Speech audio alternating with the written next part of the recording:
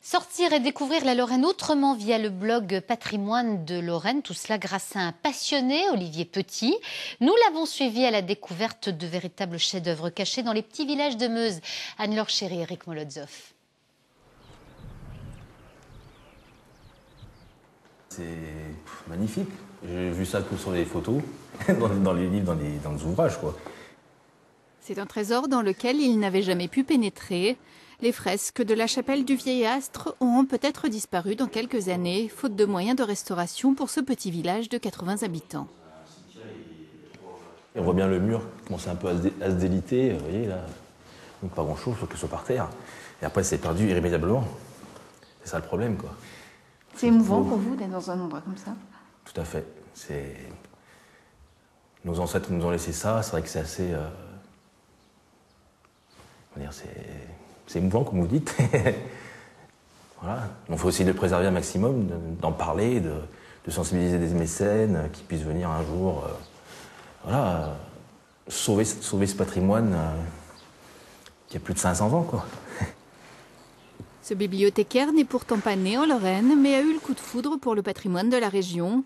Il passe ses congés à arpenter les villages pour alimenter son blog. À Sebvigny, il y a de quoi faire. Après les fresques de la chapelle, l'église fortifiée. J'essaye de toujours dénicher des petites perles architecturales, comme l'église qui est là, qui mériterait d'ailleurs une belle restauration. C'était une région faite tampon entre le Royaume de France, le duché de Lorraine, le duché de Bar, où il y avait des conflits assez incessants. Donc du coup, voilà, il fallait se prémunir des guerriers. Donc ça, c'est une seconde partie du XVIe siècle. Oui, je pense. C'est l'un des plus beaux de Lorraine, on va dire. Elle a été fortifiée au XVIe siècle. Mais bon, d'après ces légendes qui courent, ça aurait été au départ la chapelle d'un château. Et puis, puisque le village était plus déporté vers le nord, il ne reste aucune trace du château.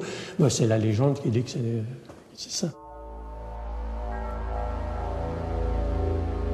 Ici, nous sommes sur un point frontière, sur un axe très important au niveau stratégique, qui est la route de Vaucouleurs à Avoie, et sur lequel il est décidé de construire un château.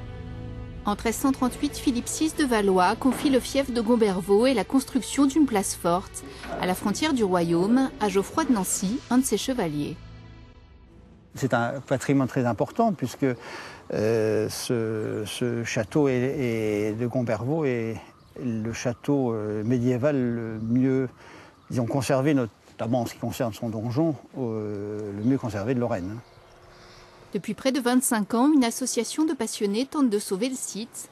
Ils viennent de boucler un budget de 500 000 € pour consolider les courtines et la tour sud-est. La tour qui est derrière vous, la tour, il y a quelques années, il y a une quinzaine d'années, elle s'est écroulée. Et si l'on reprend des photographies d'il y a une cinquantaine d'années, on s'aperçoit que l'état était nettement mieux que l'état actuel. C'est certain. C'est-à-dire qu'on peut estimer qu'effectivement, qu'en une dizaine d'années, on peut perdre 2-3 mètres de hauteur de mur. Cet été, Gombervaux renaîtra avec un chantier de jeunes internationaux. En attendant, tout le patrimoine méconnu de Lorraine continue à vivre sur le blog d'Olivier. Fin de ce magazine, merci à vous de nous avoir suivis. Notez bien l'adresse mail qui s'affiche derrière moi, nous vous recontacterons. À très bientôt chez vous.